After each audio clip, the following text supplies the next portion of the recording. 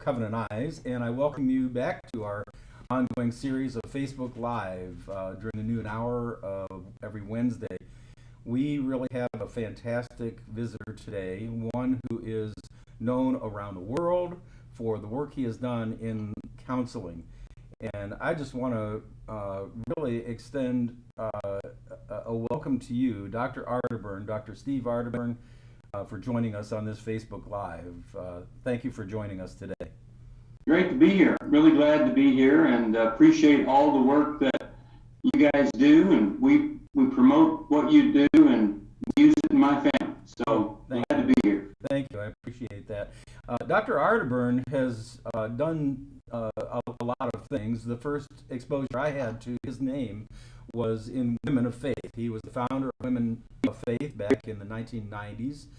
He's also well known for the Every Man's Battle, the book entitled Every Man's Battle, and that is an ongoing series every month, the meetings of Every Man's Battle that we'll talk a little bit about.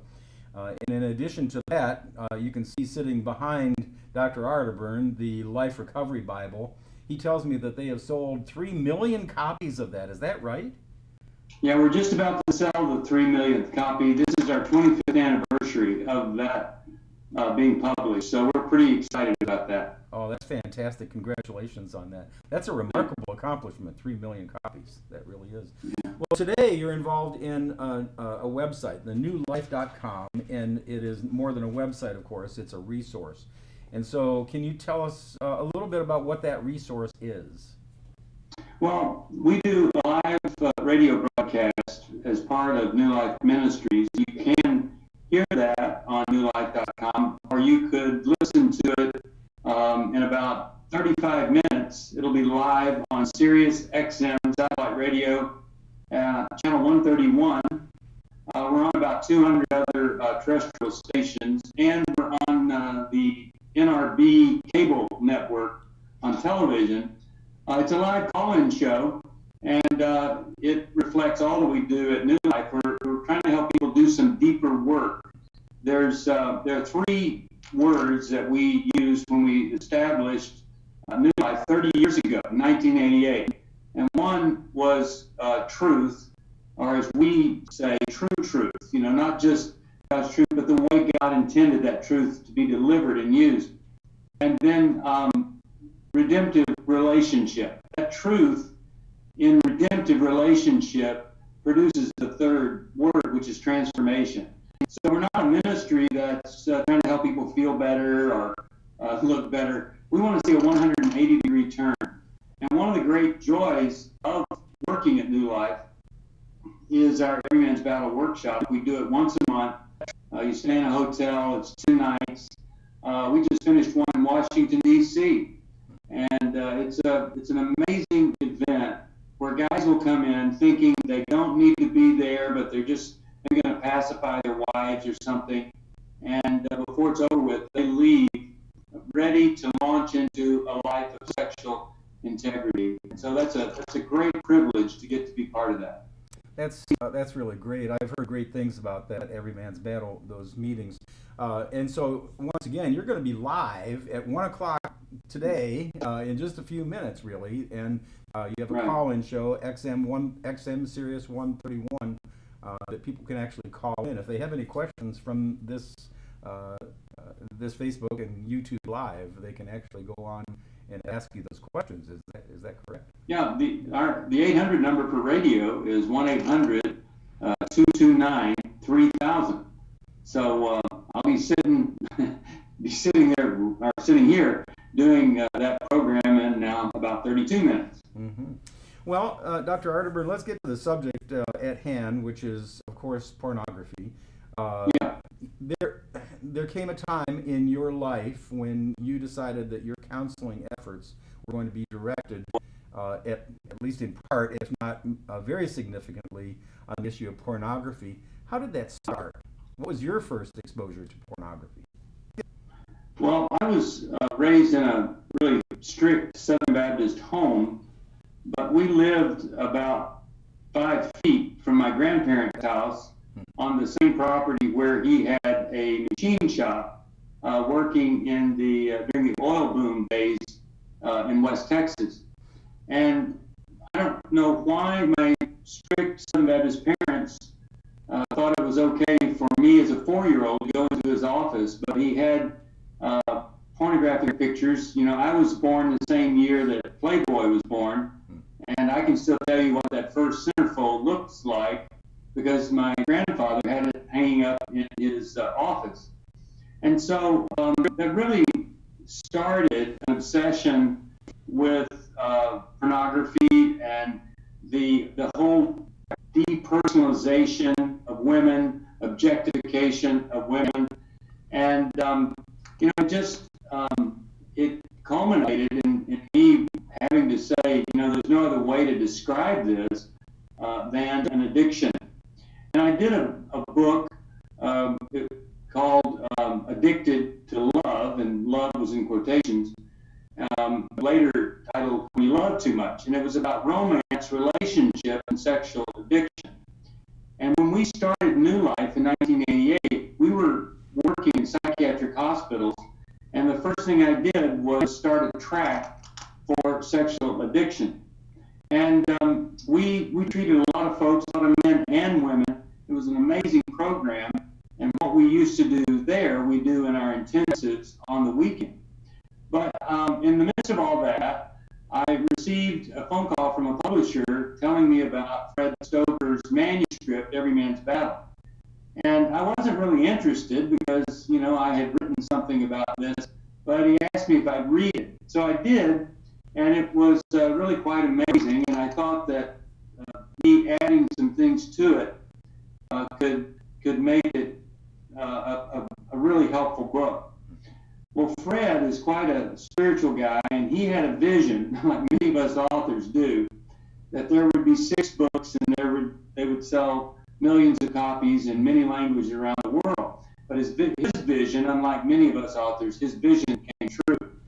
And so I loved Every Man's Battle because it gave you something to do. It didn't just make you feel bad or shame you.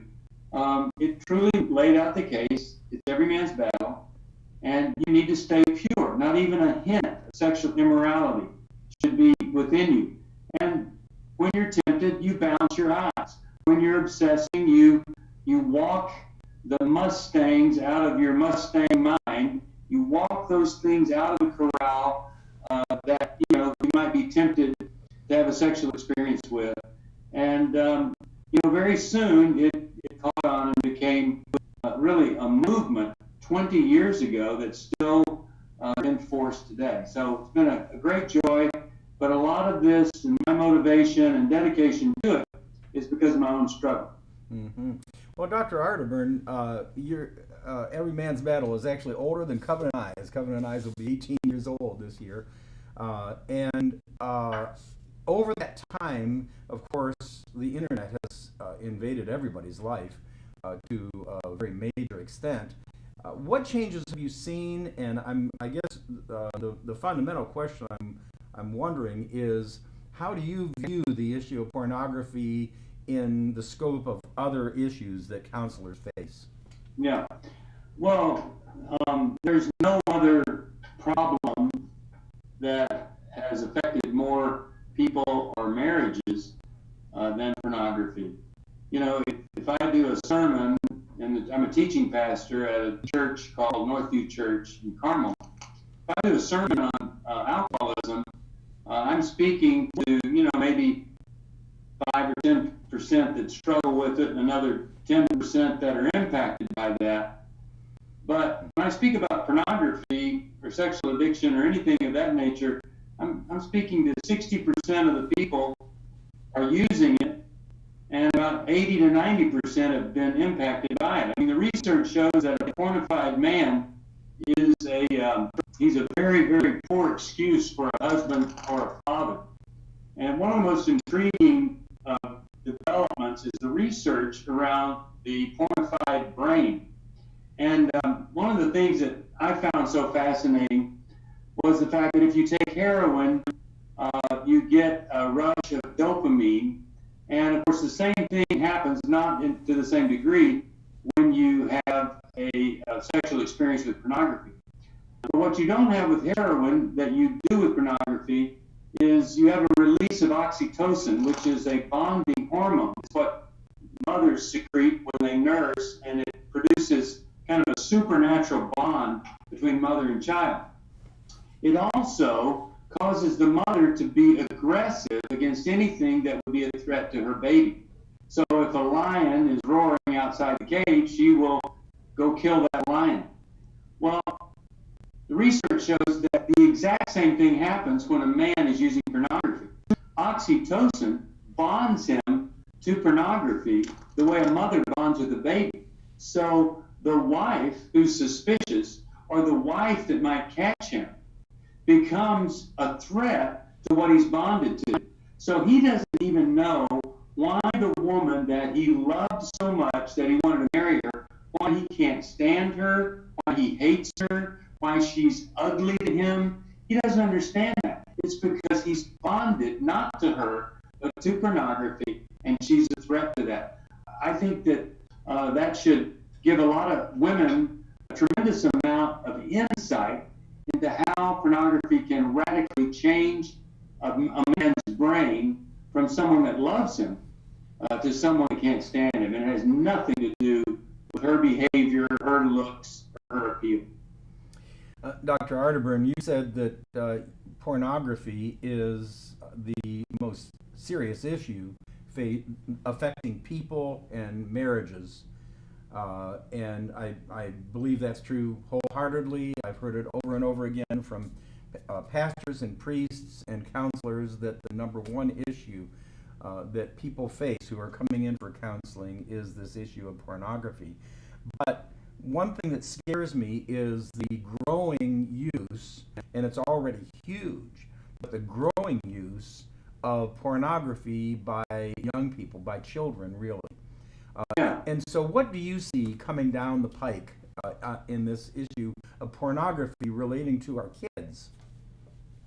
Well, my wife does she runs a group for women who struggle with sexual addiction, and many of them have pornography problems. It's called Wholehearted.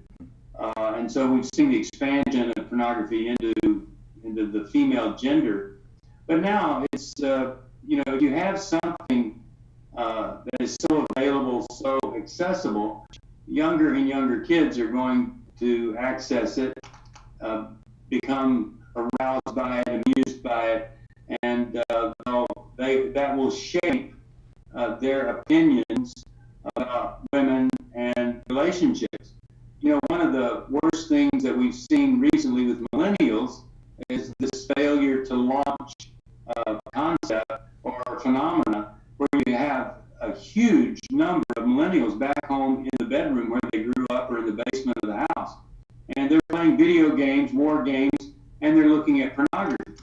And one observer says, here you got all these young men playing fake war, having fake sex, wondering why they can't function as competent and confident young men in society. And so we're just seeing more and more saturation at a younger age that will impact a person for the rest of their lives. It was one thing for me at age 4 to see some pictures. It's another thing for an 8-year-old to watch video after video after video. In India, some of the research shows that 40% of young men in India watch rape-related pornography. That's 40%. The depersonalization, objectification, just seeing a woman as something to be used or violated has a horrible, horrible impact on those young men. Now, the other thing that it is, because it's been so widespread and available for so long here in the United States, we are the biggest market for sex trafficking. We're the biggest users in the world of sex trafficking. And the gateway drug to somebody using a woman through prostitution or whatever, going to strip joints, the gateway drug to that is pornography.